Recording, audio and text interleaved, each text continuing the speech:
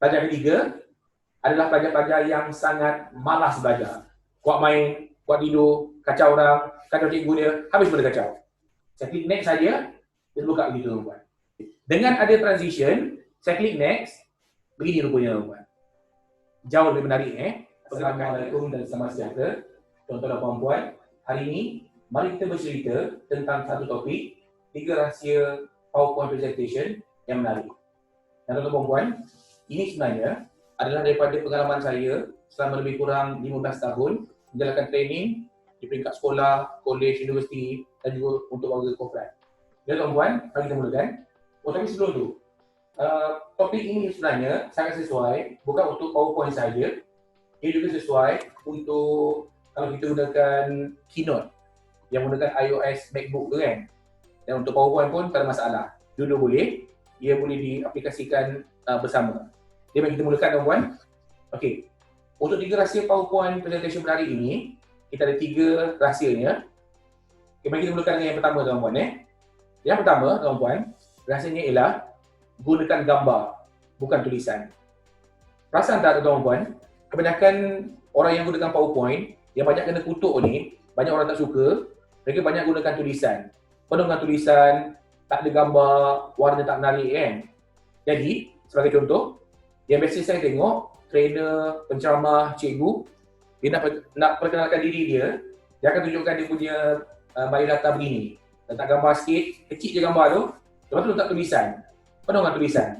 Warna dekat background dia, tak ada sangat. Jadi ini nampak tidak menarik tuan-tuan Orang tengok, tak ada rasa teringin nak tengok. Walaupun ditambahkan dengan background ada colour sikit, masih tidak menyala. Sebagai contoh bila saya pergi ke sekolah, saya cuba terangkan tentang background diri saya, latar belakang. Saya letakkan saya punya buku-buku yang saya tulis dalam bentuk tulisan. Ini tidak menarik tuan-tuan. Tetapi, kalau saya tukar bentuk gambar, ini jadi jauh lebih menarik. Sebagai contoh, saya kata, ada di sekalian para pelajar, saya adalah penulis beberapa buah buku. Ini adalah ibu yang terkini daripada saya, teknik sifil mathematik, buku tentang memory skill dan juga tentang speed reading. Tapi antara buku ni pula, yang paling popular setakat ini adalah ini dia. Buku tentang Smart Study Speed Reading. Right?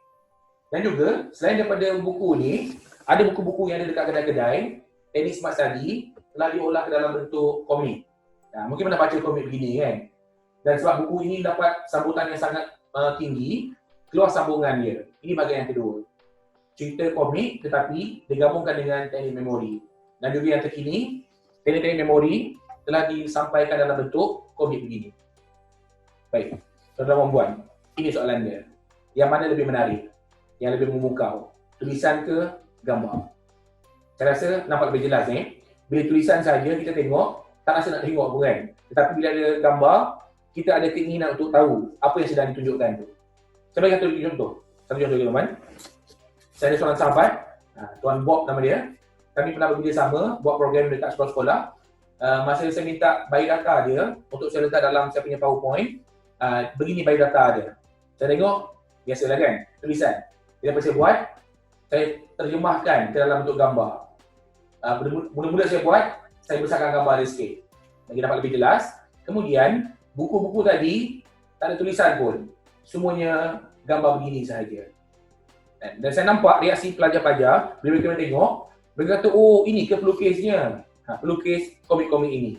Jadi tuan-tuan nampak kita background latar belakang hebat, tapi tak nampak hebat sebab letakkan tulisan sahaja. Jadi kita ubah, tukar bentuk gambar. Okey, dan saya tunjukkan lagi, ini buku dia yang paling popular setakat ni. Dia sama dengan Smart Study. Lagi yang memberikan impact kepada audience kita. Tak kira lah pelajar ke, orang dewasa ke, sama saja. Jadi satu tuan-tuan bila saya buat program dengan trainer-trainer penceramah, saya ajarkan kepada mereka, bila kita terangkan sesuatu menggunakan tulisan sahaja, contoh begini tulisan hitam putih begini kan, boring saja dah. Kita kata kepada pelajar-pelajar, okey, dekat sekolah, kita ada 4 jenis pelajar. Pelajar pertama, pelajar yang rajin belajar dan boleh skor A dalam peperiksaan. Pelajar kedua, pelajar yang rajin belajar tapi tidak boleh skor A dalam peperiksaan. Kita baru terangkan yang kedua, pelajar-pelajar dah boring dah. Dia dah boleh baca dah semua benda ni kan. Tidak ada element of surprise. Dan juga, warna tak menarik, tak ada gambar langsung. Jadi apa saya buat? Saya olahkan benda ni ke dalam bentuk gambar. Ini saya olahkan, tuan-tuan. Ini caranya. Saya kata, adik-adik semua, dekat sekolah biasanya ada 4 jenis pelajar. Adik-adik semua, pelajar mana agaknya? 1, 2, 3, 4. Kemudian saya akan dapat respon daripada pelajar. Bila pelajar dah respon, saya telah akan lebih lanjut. Saya kata, dekat sekolah, pelajar yang pertama adalah pelajar-pelajar yang sangat rajin belajar. Pergi sekolah tak konting, tuition, library, jumpa cikgu. Dan bila exam, sentiasa dapat A. Ada tak pelajar macam ni kat sekolah masing-masing? Pelajar pun respon. Okay. Pelajar yang kedua adalah pelajar-pelajar yang sangat rajin belajar juga. Pergi sekolah tak konting, tuition, library, jumpa cikgu. Sayangnya, bila exam, tak dapat A. Dia dapat B, C, D atau E. Ada tak pelajar sini? Pelajar ketiga adalah pelajar-pelajar yang sangat malas belajar. Kuat main, kuat tidur, kacau orang, kacau cikgu dia, habis benda kacau. Tapi yang peliknya, bila exam, dia dapat A. Ini pelajar paling kita benci sendiri kan? Dan pelajar terakhir, pelajar keempat, adalah pelajar-pelajar yang sangat malas belajar. Kuat main, konting, sibuk dengan dia punya Facebook, Twitter, Instagram kan? Dan bila exam, tak dapat A. Ada tak pelajar sini? Okey, soalannya, adik-adik semua yang depan saya ni, pelajar mana? 1, 2, 3, 4. Dan tuan perempuan, saya akan dapat respon dari pelajar. Dan perasan tak tuan-tuan, bila saya buat bentuk gambar begini, siap dengan dia punya skrip, dengan interaksi dia, persembahan ini jadi lebih menarik tuan-tuan. Sebab ada gambar. Dan bayangkan, beza gambar ini tuan-tuan, gambar campur dengan animasi, fokus dan rasa ingin tahu tuan-tuan. Dan yang lebih penting, cuba bandingkan gambar dengan tulisan ni. Mana lebih menarik? Jadi itu betulnya tuan-tuan, kalau boleh, yang banyak tulisan tu, fikirkan macam mana cara nak tukar dalam bentuk gambar. Dia akan jadi lebih menarik lepas ni. Okey, satu contoh lagi tuan-tuan. Ini dipanggil sebagai petua untuk gambar. Ini petua ini pula, saya telah kembangkan sejak saya ajarkan PowerPoint pada tahun 2008 ni tuan-tuan. Saya ajarkan kepada kawan-kawan, trainer, cara nak gunakan PowerPoint. Saya bagi tahu, ini ayat saya. Saya kata, kalau nak tunjuk gambar, tunjuk betul-betul. Kalau nak tunjuk gambar yang kecil, baik tak payah tunjuk terus. Yang saya tunjukkan sekarang ni, gambar monyet dengan gambar ubi ni, ini adalah gambar yang kecil. Dikirakan sebagai kecil. Bila orang tengok, dia tidak memberikan impact. Tak nak sebab apa pun kan. Nak bagi rasa impact, kita besarkan gambar ni. Dia penuh skrin.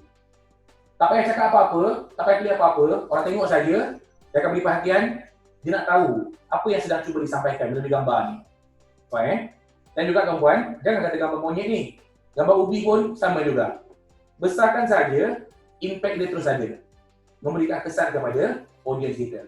Sebab tu tuan-puan, gambar ni sangat penting.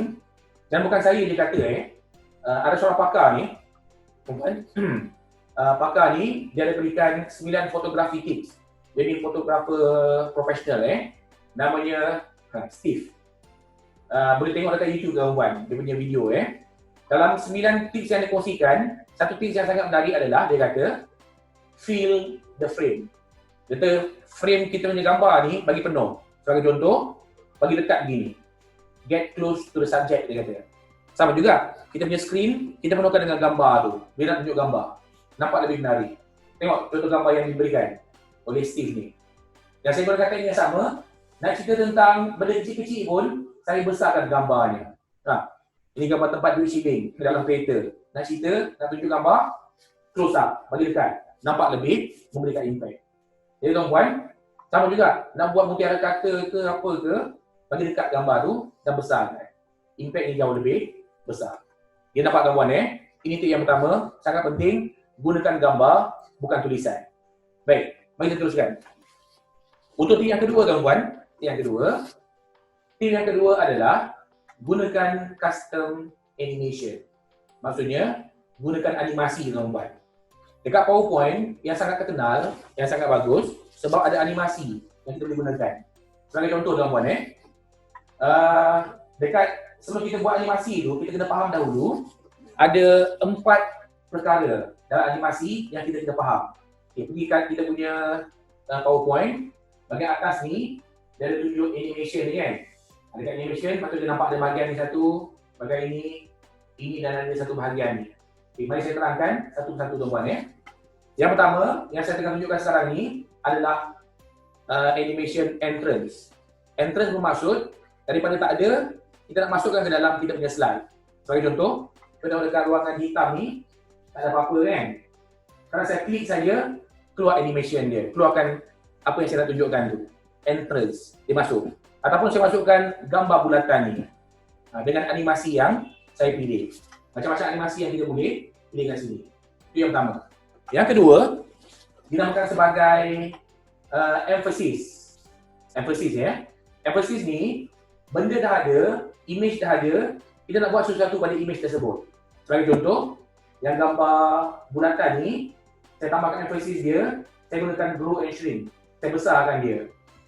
Contoh penggunaan, tengah bercakap, kita kata okey, bayangkan bulatan ni kalau dia sebesar begini. Itu contohnya lah. Banyak lagi aplikasi lain sebenarnya. Dan mungkin kita nak gerakkan animasi tulisan tu. Bila saya klik saja, dia bergerak begini. Tapi ini mengikut keperluan tuan-tuan bukan buat saja-saja. Dia kena ada keperluan. Itu yang kedua. Yang ketiga, dinamakan sebagai exit.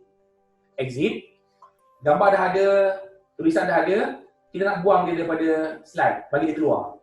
Ini namanya sebagai exit. Sebagai contoh, gambar bulatan ni, saya klik saja, dia terus keluar daripada skrin ni. Tulisan sama juga, saya klik je, dia pun keluar. Ini dinamakan sebagai exit. Dan yang terakhir, dinamakan sebagai path animation. Path animation ni, dia telah berikan beberapa contoh template untuk kita gunakan pergerakan yang disediakan ni. Sebagai contoh, kalau gunakan S ni, kalau letakkan dekat bulatan ni, dia akan bergerak macam bentuk S lah.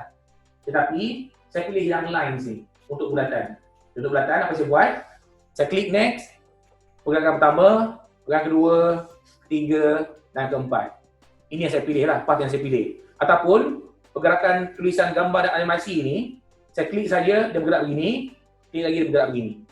Ini menggunakan path animation. Jadi tuan-puan, untuk menggunakan animation, belajar 4 benda ni. Entrance, emphasis, exit dan juga path animation. Itu saja tuan-puan. Dan mari kita tengok aplikasi dia.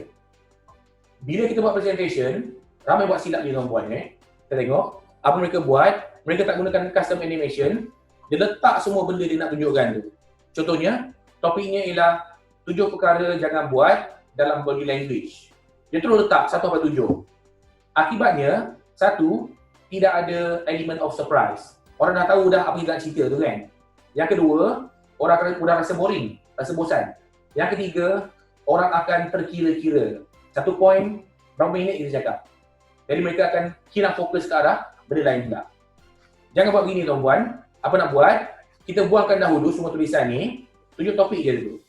Kita pergi depan audience. Tuan-tuan, hari ini saya nak cerita tentang 7 perkara yang jangan buat tentang body language. Perkara yang pertama adalah pergerakan terlalu besar. Kemudian kita terangkan. Terang, mungkin ada slide yang lain lagi kan. Tapi terang yang pertama ni, kita masuk topik yang kedua. Apa yang berlaku adalah, audience, nak tak nak, dia tertunggu-tunggu apa yang akan keluar daripada slide itu. Ini menggunakan custom animation. Dan kita teruskan dengan poin-poin seterusnya, bagi penerangan, dah habis, masuk poin seterusnya, hinggalah ke poin yang terakhir. Sebab tu namanya PowerPoint tuan-tuan. Right? Okay, so, contoh lagi tuan-tuan Ini contoh yang saya gunakan masa saya mengajar subjek matematik untuk anak murid saya. Saya ada ajar sains dengan matematik secara online. Ada satu topik, subjek matematik, saya ajarkan tentang cara mengira peratus rugi. Okey, ini cara yang salah. Cara yang salah adalah, saya terus letakkan slide, semua dah ada dah. Lepas tunjuk satu-satu. Jadi saya kata, okey ada dia semua, peratus rugi sama dengan rugi bahagi harga kos darat dengan 1%. Saya tengah terangkan yang atas ni, pelajar-pelajar akan tengok yang bawah ni. Sibuk baca yang bawah ni kan. Jadi mereka dah tahu dah apa yang berlaku. Tidak ada element of surprise, tak ada flow kita punya penerangan tu. Jadi apa kita buat? Kita kosongkan tuan-tuan. Berikan contoh. Macam mana saya terangkan? Baik tuan-tuan. Saya kata begini. Saya kata, hari semua, hari ini kita nak belajar tentang cara mengira peratus kerugian. Sebelum tu, saya terangkan, peratus rugi sama dengan rugi kita bahagikan dengan harga kos. Kemudian, kita darab dengan 100%. Okey, contohlah Contoh, kita ada satu produk ni, kita beli pada harga RM100. Kemudian kita nak jual tak laku, kita kurangkan harga dia, kita jual pada harga RM85. Okay, soalan, rugi ke untung? Rugi kan, sebab harga kos lebih tinggi pada harga jual. Jadi nak kira rugi berapa? Caranya ialah rugi sama dengan kos tolak jual, harga jual sama dengan 100 tolak RM85 sama dengan RM15. Persoalannya, macam mana cara nak kira peratus kerugian? Okey, mari kita mulakan Untuk kira peratus rugi ini adalah rugi yang ni, RM15 ni, kita bahagikan dengan harga kos. Ini harga kos dia. Jadi, RM15 kita bahagikan dengan 100, darab dengan 100%. Okey, 100 ni kita boleh potong dengan 100 ni, 15, kali 1 kat sini, jawapannya ialah 1500. Contoh puan-puan, boleh saya terangkan begini, menggunakan PowerPoint, pajak-pajak akan ikut flow cerita tu. Dia tak tahu apa yang saya nak tunjukkan. Dan lagi satu yang bagusnya adalah, kita sudah bersedia dengan rancangan apa nak cerita dengan benda ni kan. Sekali buat benda ni, dia boleh digunakan berulang-ulang kali tuan-puan untuk pajak-pajak yang lain pula. Sangat menyempatkan masa Ini contoh penggunaan custom animation. Okey, satu contoh lagi tuan-puan. Bayangkan, kita nak ceritakan pada pelajar beza tenaga fizikal, tenaga fikiran. Saya kata begini, ada semua, orang ni tengah gunakan tenaga fizikal ke tenaga fikiran? Berada tenaga fizikal. Okey, ini contoh gunakan tenaga fikiran. Saya klik, tu keluar gambar ni. Tidak ada animation, tidak ada pergerakan, menyebabkan dia jadi bosan tuan-tuan. Jadi, nak ubah dia ada pergerakan sikit, gunakan animation yang kita belajar tadi. Contohnya, saya buat begini. Saya kata, ada semua, lelaki ni, dia tengah gunakan tenaga fizikal ke fikiran? Budak-budak bagi respon. Okey, saya kata, betul. Dia tengah gunakan tenaga fizikal. Macam mana cara nak gunakan tenaga fikiran supaya bila tolak, jadi lebih mudah? Pajak menjawab lah kan? Jawab, okey betul. Gunakan tenaga fikiran lebih mudah, mungkin akan jadi begini. Tuan-tuan, pergerakan ini menyebabkan kita punya persembahan dinamik tuan-tuan. Nampak ada interaktif dan juga pelajar akan tertunggu-tunggu apa lagi akan berlaku dekat slide kita tu. Bukan hanya keluar tulisan sahaja kan. Sangat menarik tuan-puan Jadi, sangat penting tuan-puan belajar lebih lanjut. Dalam channel kami ada saya terangkan tuan-puan. Channel Cikgu PowerPoint ni, cara nak gunakan animation ni. Jadi ini yang kedua tuan-puan Mari kita tengok rahsia yang ketiga, yang terakhir tuan-puan. Yang saya rasa, rahsia ni orang nampak kecil, tapi sangat penting tuan-puan. Rahsia ni ialah yang ketiga, gunakan slide transition. Okey, tuan-puan, slide transition adalah animasi yang kita gunakan semasa pertukaran slide. Yang pertama, di slide kedua, masukkan animasi. Bagi contoh begini tuan-puan tanpa transition, ini slide pertama, saya klik next saja demi slide kedua. Dia jadi nampak macam terkejut kan, dia keluar macam tu. Akibatnya, audience tengok, dia tak rasa macam selesa sangat. Tak dapat ikut flow dia. Saya klik lagi, keluar yang ketiga. Klik lagi, keluar yang keempat. Dia terkejut. Saya ulang lagi sekali Saya klik, keluar begitu. Tidak menarik tuan-puan Sedangkan dalam PowerPoint ada banyak transition yang boleh membantu kita tuan-puan. Sebagai contoh tuan-puan dengan transition, nampak kalau saya klik saja, mungkin dia lembut sikit bertukar. Saya klik saja, mungkin dia keluar begini. Saya klik saja, mungkin dia jadi begini. Dia jadi lebih menarik tuan-puan Tapi, kena hati-hati juga, bila nak gunakan transition, kadang-kadang ada orang yang jadi extra seronok. Macam-macam transition dia buat. Kita nak kena ingat, ada dua undang-undang dia.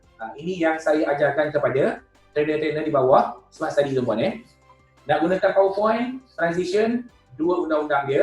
Kita kena ingat, satu konsisten, satu functional. Konsisten dulu Konsisten ni bermaksud, sepanjang kita punya presentation, sejam ke, 2 jam ke, kalau boleh, jangan terlalu banyak jenis transition. Kita tak nak satu begini, satu lagi tiba-tiba keluar begini, satu lagi tiba-tiba keluar begini. Bila banyak sangat, kita tak nampak, kita punya presentation tu tak nampak seragam, not uniform. Tidak macam tak teratur lah. Orang pun pelik, pindah ke kiri, pindah ke kanan, kan?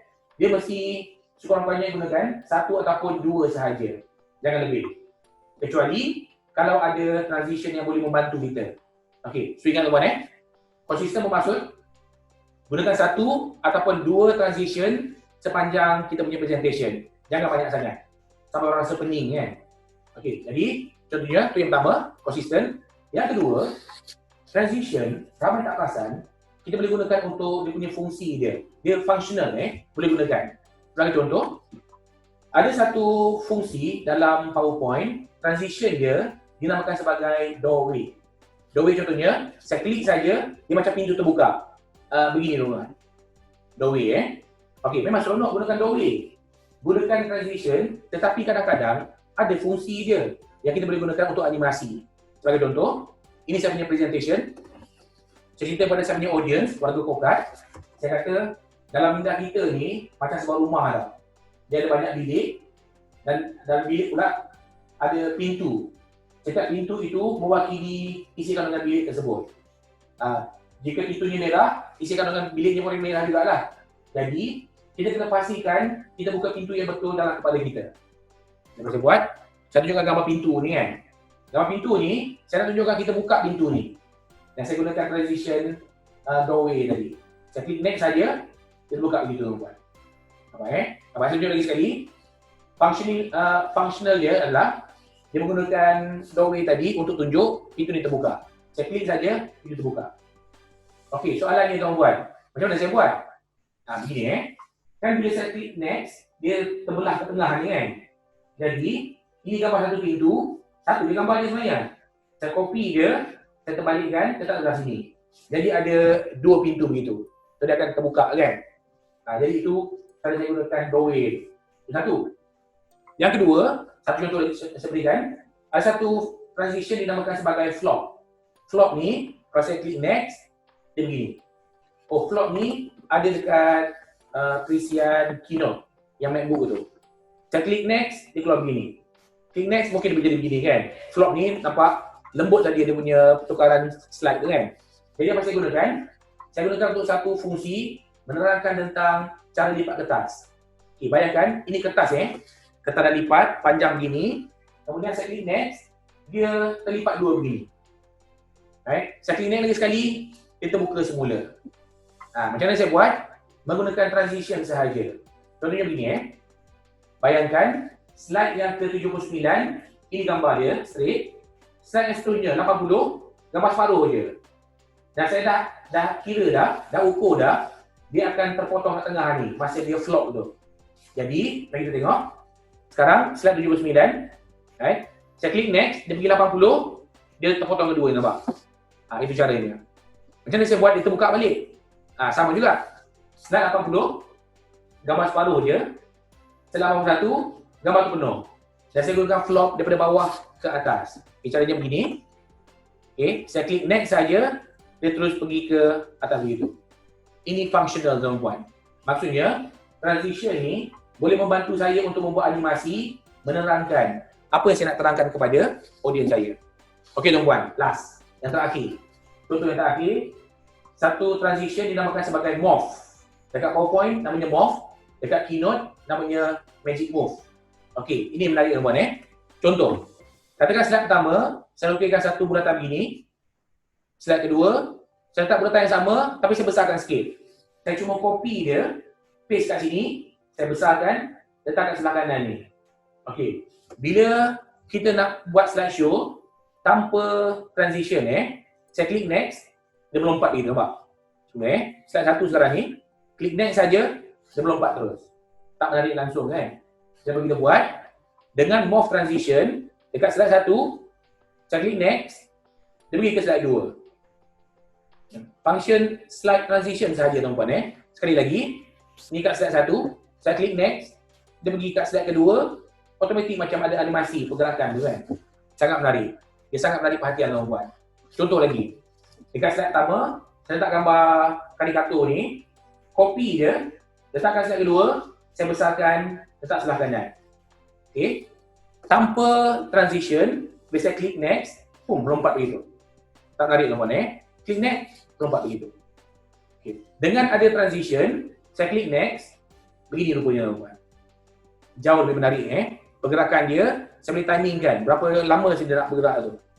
Sangat menarik. Menggunakan transition morph tuan-tuan. Boleh cek nanti Adakah saya punya channel memang saya buat satu video khas terangkan tentang morph transition ni. Boleh tengok tuan-tuan Okey, aplikasi dia. Bayangkan program Smart Study, saya selalu dapat ujian tentang PowerPoint yang saya gunakan. Mereka puji PowerPoint animasi kan. Sebenarnya, fokus saya bukan animasi itu. Fokus saya adalah untuk bagi peserta saya faham apa yang saya sampaikan. Ini contohnya. Saya bagi untuk pelajar, program Smart Study ada 3 bahagian. Saya ada minda, memori dan masa.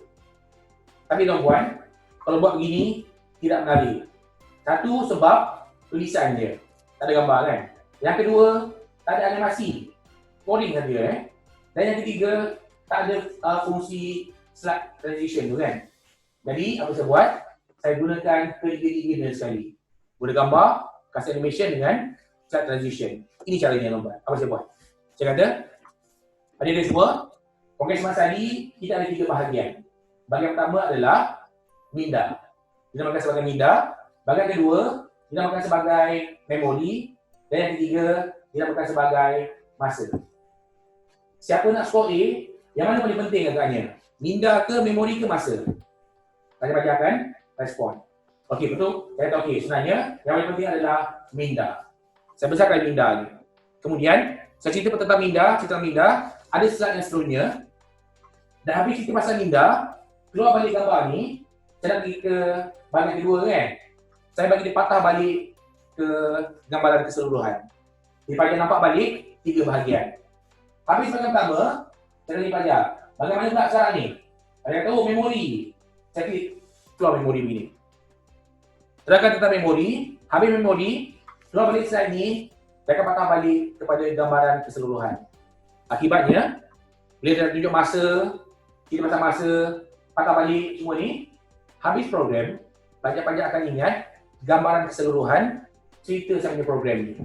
Balik rumah mak tanya, belajar apa tadi? Oh, minda, memori, masa. 3 benda tu dia ingat. Dapat tu tuan-tuan? Ini saya gunakan ketiga-tiga sekali tu. Contoh lagi tuan-tuan. Ini program saya dengan orang dewasa pula. Saya buat dengan guru-guru, tutor yang mengajar tuition tu kan.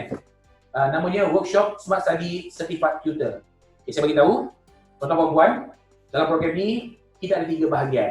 Bahagian pertama adalah teaching skills, yang kedua study skills, dan yang ketiga dinamakan sebagai integrity. Okay, sekarang tuan-tuan slide dia besar begini saja. Poin yang seterusnya, bawah teaching skill ni kan. Tapi nak letak kat bawah ni, tak muat. Kan? Macam mana tu kan? Saya alihkan dia ke sebelah kanan. Saya kata begini, okey tuan-tuan. Di bawah teaching skill, kita akan belajar tentang rancangan mengajar, etika guru dan strategi mengajar. Saya gunakan animation dan juga gambar. Di bawah study skill, kita akan belajar tentang inner motivation, memory skill dan juga strategi masa. Di bawah integrity, kita akan belajar tentang timbang berat, nama dan juga visual resume. Okay, tuan-tuan Lepas saya tunjuk ni, saya dah terangkan. Sekarang saya cerita tentang teaching skill. Apa saya buat? Saya akan tarik ini pergi ke bawah ni, bawah teaching skill ni. Dan teaching skill pula, saya akan tarik ke bawah ni sikit. Caranya ialah, saya klik next, begini rupanya tuan-tuan. Macam mana saya buat? Sama macam saya tunjuk tadi, yang morph animation tu tuan-tuan. Boleh tengok kat video lain nanti Okey, saya cerita pasal rancangan mengajar. Dah habis cerita semua sekali, ada slide lagi bawah ni. Kemudian dah habis, saya akan berpatah balik kepada gambaran keseluruhan. Okey, patah balik gambaran keseluruhan, ini rupanya. Jadi audiens saya, orang dewasa, dia dapat ikut flow cerita saya tu, daripada awal hingga akhir. Dan pujian yang saya dapat selama ni, sebenarnya, peserta-peserta faham sebab dia dapat ikut flow cerita tu. Sebab dia nampak gambaran keseluruhan. Dekat mana mereka berada sekarang. Itu tuan-tuan Contoh terakhir, kelas tuan-tuan. Ini saya buat kelas Sains. Subjek UPSR, dari tahun 4, 5 dengan 6. Bila saya ceritakan tentang gambaran keseluruhan, saya kata begini. Saya kata, adik-adik semua, untuk belajar sains, kita kena kuasai 3 perkara. Yang pertama, menguasai kemahiran saintifik. Yang kedua, menjawab soalan sains. Dan yang ketiga, mengingat fakta sains. Mari kita cerita pasal menguasai kemahiran saintifik. Saya highlightkan kemahiran saintifik dan saya alihkan dia begini. keluar point tentang menguasai kemahiran saintifik. Saya cerita semua, dah habis, patah balik semula kepada gambaran keseluruhan. Cerita tentang bahagian yang kedua pula. Dan seterusnya tuan-tuan. Kita pasal yang kedua ni, apa ceritanya, habis, patah balik pada gambaran keseluruhan. Akhirnya, pelajar-pelajar akan nampak gambaran keseluruhan, apa cerita saya ni tuan-tuan. Sangat baik tuan-tuan boleh cuba tuan-tuan. Dan tuan-tuan, ini yang ketiga tadi, gunakan slide transition. Jadi tuan-tuan, kita nampak 3 rahsia yang paling besar, nampak kecil, tapi cuba buat tuan-tuan. Sangat besar perubahan pada kita punya PowerPoint presentation. Gunakan gambar, gunakan custom animation dan slide transition. Dan tuan-tuan, sebelum tuan-tuan klik subscribe dan juga tekan loceng dekat channel ni, saya ada satu soalan tuan-tuan. Dan minta tuan-tuan komen dekat ruangan komen di bawah ya. Untuk komen di bawah tuan-tuan, soalan saya ialah antara 3 tip ni, tip nombor berapa yang tuan-tuan dan puan-puan paling suka dan tip mana yang tuan-tuan dan puan-puan akan mula buat sekarang juga. Yang mana agaknya? Tinggalkan ruangan dekat komen tuan-tuan saya akan baca dan mungkin akan datang kalau banyak komen part nombor 1 suka ke part nombor 2 ke, saya mungkin boleh buatkan video-video yang seterusnya untuk topik yang diberikan tu. Terima kasih tuan-tuan. Kita jumpa dalam video-video yang seterusnya. Jangan lupa share kepada kawan-kawan yang boleh dapat manfaat atau faedah daripada video ini. Saya Osman bin Affan daripada Cikgu PowerPoint. Terima kasih tuan-tuan.